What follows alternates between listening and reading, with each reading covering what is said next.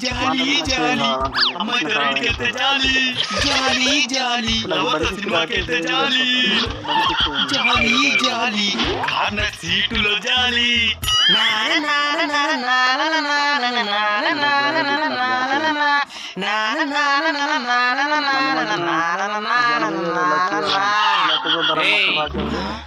ఎందుకు పిలుస్తున్నావ్యా? నేను పిలుచురా